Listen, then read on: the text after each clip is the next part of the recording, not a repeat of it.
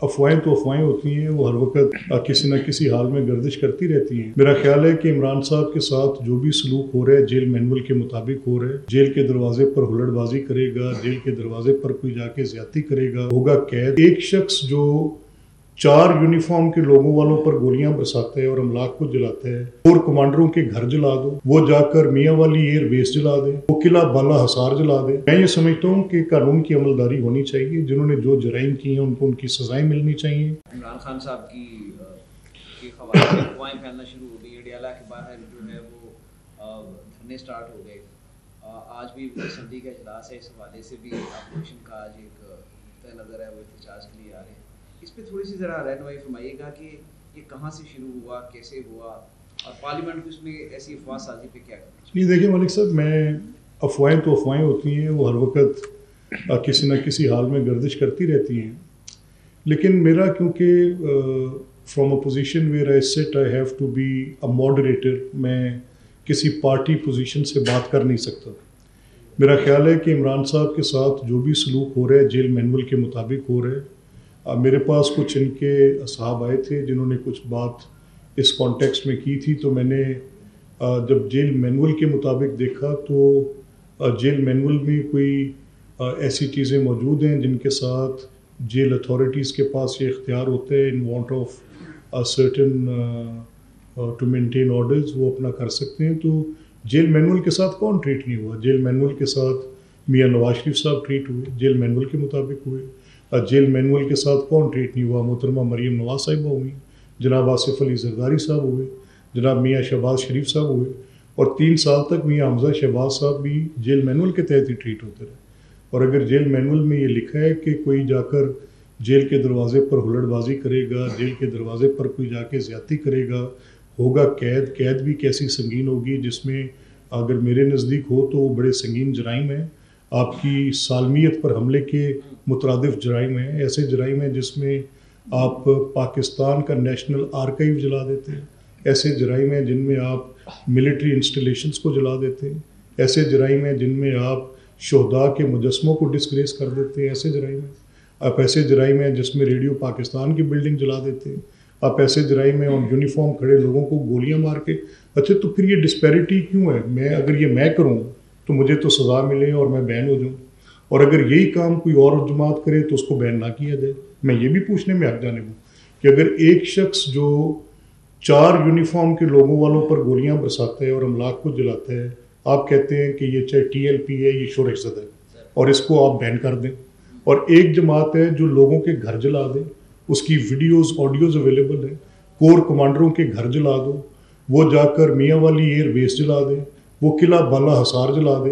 एक दहशतगर्द ने भी कल FC हेडक्वार्टर बाला हसार के बाहर हमला किया है, उसने भी उसको जलाया ही, और क्या किया। और अगर ये करेंगे नहीं एक के साथ एक ट्रीटमेंट में, इस मामले में तो मेरे भी कुछ सवाल हैं जो आप मुझसे पूछ रहे हैं। लेकिन मैं ये समझता हूँ कि कानून की अमलदारी होनी चाहिए। जिन्होंने जो जराइम किए हैं उनको उनकी सजाएं मिलनी चाहिए, और उसके ऊपर कोई रूह रियायत नहीं होनी चाहिए। इसको बतौर सियासी कारकुन आप कैसे देखते हैं, और क्या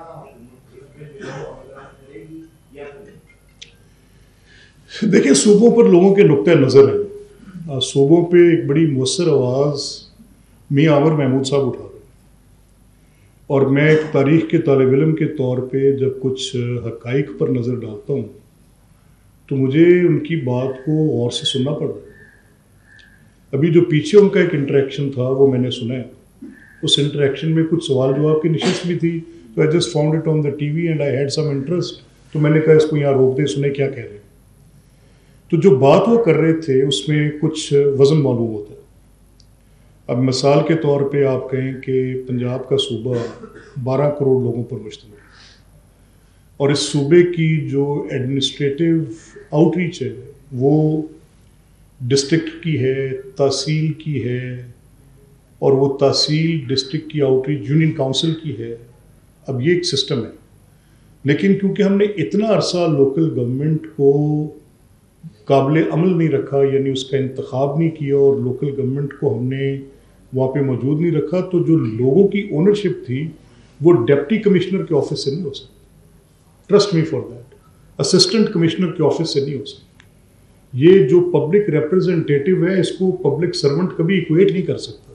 ये बहुत सख्त ज्यादती होगी, कहीं ना कहीं गलती हमसे हुई। तो मियां Aamir is making lot of reason सूबों की बात पे जो वो रीजन कर रहे हैं, और अब उसकी बाज़गश्त भी है।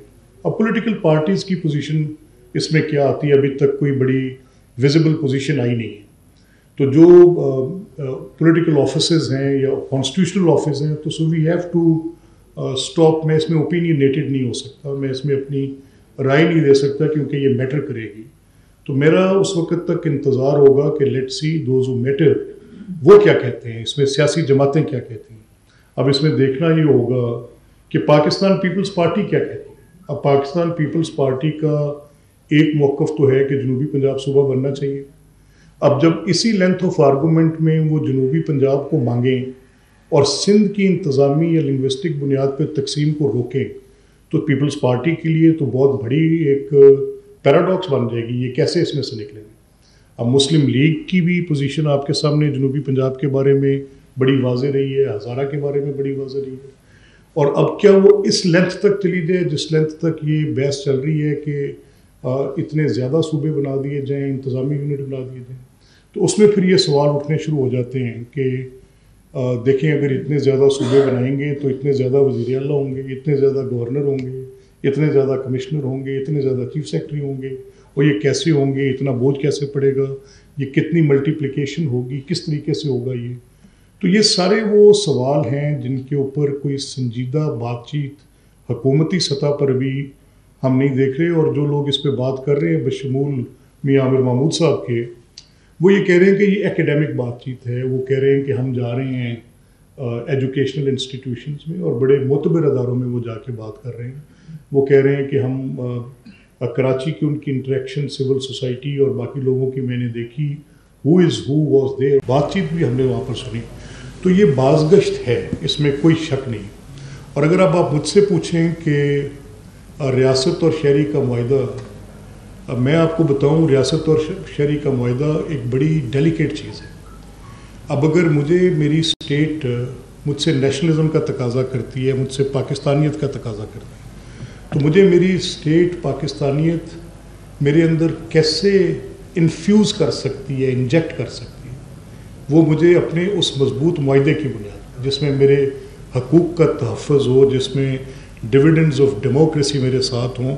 और वो कैसे हो सकते हैं अगर मैं एलियन रहूँ, यानी 25 करोड़ लोग रियासती अमूर में हिस्सेदार कैसे हो सकते हैं डेवोल्यूशन के साथ, मोर एम्पावरमेंट के साथ। ये मुमकिन नहीं है। देखिए मॉडल्स है ना, एक मॉडल है स्विट्ज़रलैंड में है कि आप 2 लाख लोग एक बड़े मैदान में जमा कर लेते हैं और रेफरेंडम कर लेते हैं कि कितने लोग हैं जो इस हक़ में हैं, वो उसके अंदर अक्सरियत की बात कर लेते हैं। ऐसा मॉडल भी है। अभी हमने रिसेंट पास्ट में देखा है कि आप लोग वायलेंस के साथ पार्टिसिपेट कर लेते हैं। बांग्लादेश में वायलेंस के साथ कर लिए, नेपाल में वायलेंस के साथ कर लिए। तो ये different ways of doing it है। लेकिन जो आपकी शहरियों की ओनरशिप है रियासती अमूर में, ये रियासत के मुआहिदे के लिए बहुत ज़रूरी है। क्या वो छोटे सूबों के साथ होगी, क्या वो लोकल गवर्नमेंट के साथ होगी, क्या सिर्फ 1500 दफातर, ये मैं सवाल आपके लिए छोड़ के जा रहा हूँ क्योंकि I am nobody to make a decision in that. और मुझे तो अभी मैं देखूंगा कि पीपल्स पार्टी या मेरी जमात मुस्लिम लीग, मैं तो आफ्टर दिस कॉन्स्टिट्यूशनल ओथ ना अपनी सियासी राय दे सकता हूँ, ना पॉलिटिकल एक्टिविटीज़ में जा सकता हूँ, इस असेंबली के अंदर बैठ के अपना किरदार अदा करने की कोशिश करता हूँ। तो मेरी राय ये है कि जो ये गवर्नेंस का आपका कॉन्ट्रैक्ट है, इसको जितना स्ट्रेंथन, जिस तरह के इकदाम आज पंजाब गवर्नमेंट कर रही है, ये स्ट्रेंथन कर रही है। लेकिन अगर ये Punjab government right to participate दे दे तो ये तो रेवोल्यूशनाइज हो जाएगा।